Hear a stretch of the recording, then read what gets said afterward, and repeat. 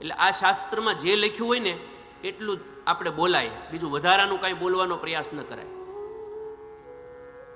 અને વધારાનું કાંઈ આપણે બોલીએ તો કદાચ અતિશયોક્તિ થાય અને વાણીનો વિવેક ચૂકાઈ જાય. અને એવા ઘણા ઉદાહરણો છે.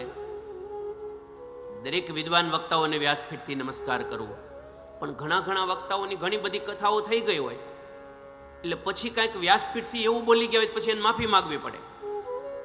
આપણે ઘણા વિડીયો એવા બધા જોઈએ ને કે બોલવામાં કંઈક અવિવેક કરે, પછી એને પાછા વિડીયો બનાવીને કહેવું પડે કે ભાઈ મારી ભૂલ થઈ ગઈ, હું જે બોલ્યો એ વ્યાજબી. પણ તો પણ તમે ગેરવ્યાજબી બોલો જ શા માટે? તમે ગેરવ્યાજબી નથી બોલતા, સાચું બોલો છો, સારું બોલો છો અને શાસ્ત્રની સાથે બોલો છો. એટલા માટે માણસો ભરોસો કરીને તમને અહીંયા બેસાડે છે વ્યાસપીઠ ઉપર. વ્યાસપીઠ એક જવાબદારી છે. માણસ જેટલા ઊંચા આસન પર બેસે